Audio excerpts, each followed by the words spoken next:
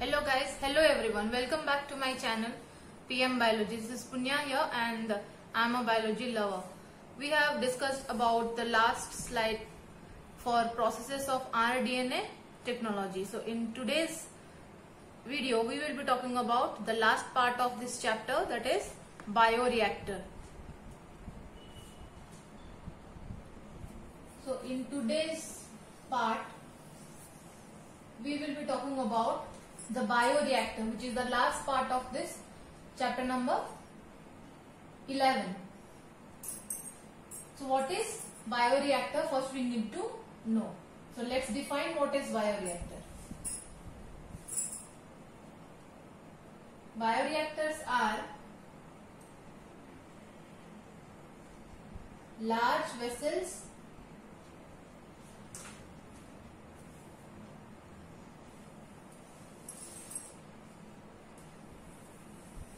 of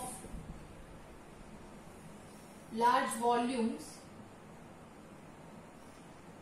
around 100 to 1000 liters, in which raw materials are processed to make useful products.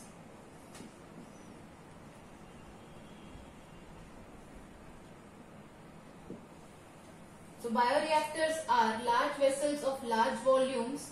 The volume should be at least 100 liters and it can range till 1000 liters, in which raw materials are processed to make useful products. For the bioreactor to be active, too many systems are seen in this diagram. Like a motor is required, a pH control unit is there to control the acid and base medium in the tank. Then this steam for sterilization. It needs to be freed from all microorganisms. So it is steam. This is the side for steam. Next, this is the foam breaker. This is the flat bladed impaler, and in this the culture broth is there. That means the raw materials which needs to be processed here are there, so that we can get useful products.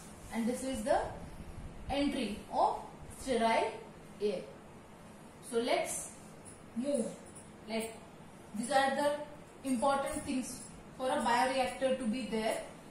Why bioreactors are required? So that for large scale productions,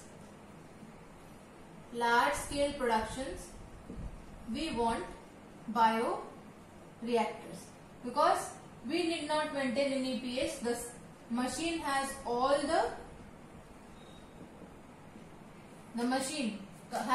the things in it, like pH control, sterilization unit, foam breaker, culture broth, everything the system is having. For large scale production we did not do anything, just we need to put the raw materials inside this and then we will be getting the useful products.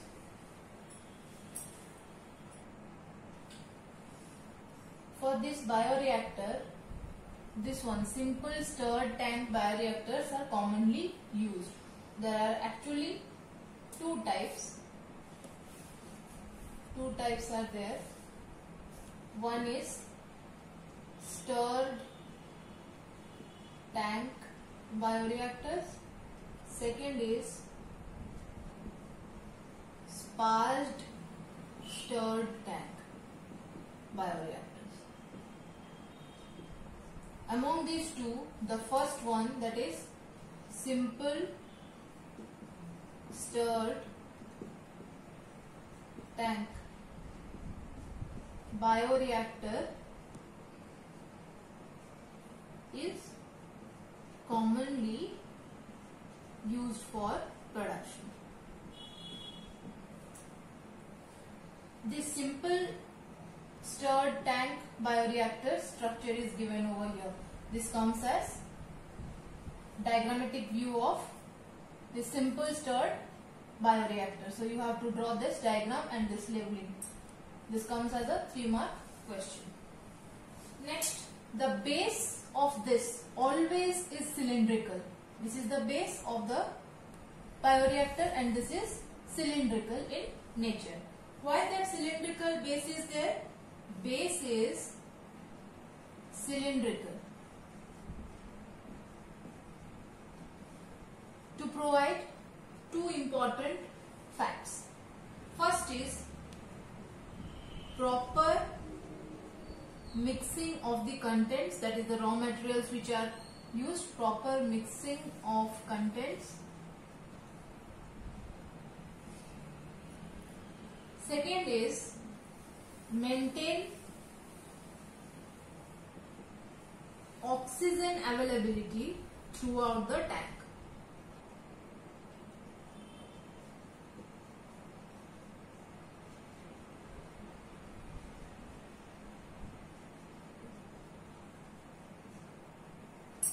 Okay.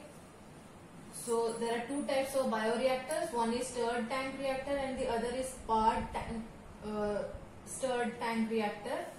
Of these two, the stirred tank reactor is most commonly used and the base of these reactors are cylindrical in nature or construction. The structure is cylindrical. Why?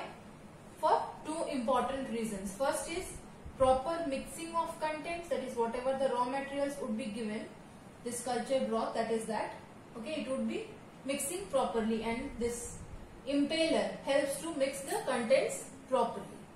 Next, maintain oxygen availability throughout tank.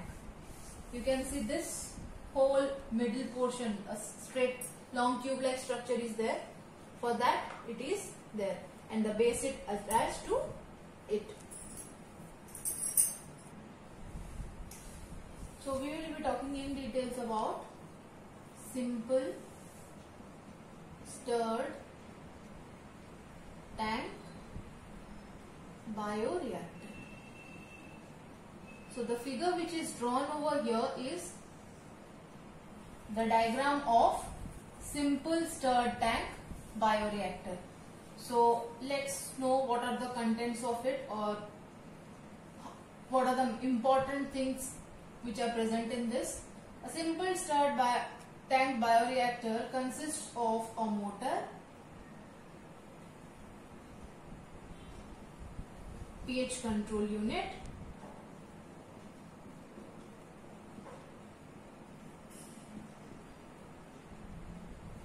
next it would be containing foam breaker, this one. Third, it contains flat bladed impeller, culture broth.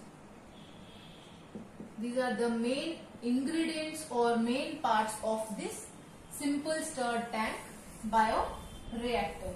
According to the names, the motor helps in rotating of this impeller. pH control unit is to control acid and bases in the whole structure. Foam breaker is that if any foam would be produced when we are adding this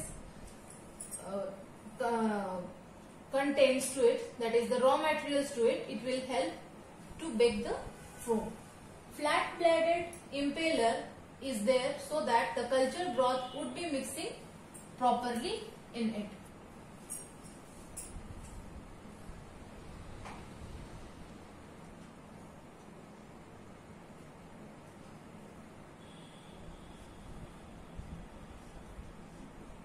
The importance of this stirred tank simple one is the stirrer continuously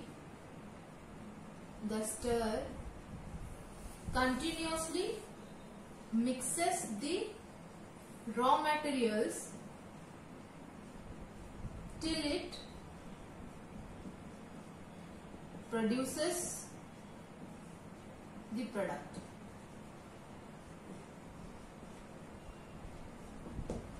In your course, only the composition is only the structure of this stirred tank bioreactor is there. So you have to write this only and the diagram. Rest functioning of it, how does it work, is not there. And next is your, the second one is very often used, that is parched stirred tank bioreactor, in which the stirrer helps in formation of air bubbles. The rest, the structure is similar to the simple stirred tank bioreactor, and the functioning is also the same. Each and every part is also same, motor, pH control, all these things are also same with this. Same with this simple stirred tank bioreactor. So when bioreactor would be coming as a question, it would be coming as 3-mark question. To draw the diagram, you have to make a bioreactor consists of what and what is the end product of it. So this was all about this chapter, and that is the biotechnology principles and processes. Next we are going to head towards the applications of biotechnology, which is very, very important, and that would be coming in the next part of my videos for it, and it would be in your NCERT, it would be chapter number 12, so just wait for it. Before that, I'll be trying to post some FAQs for it, so let's wait for that FAQs. Thank you, have a nice day, and please watch my videos, like, share and subscribe. Thank you.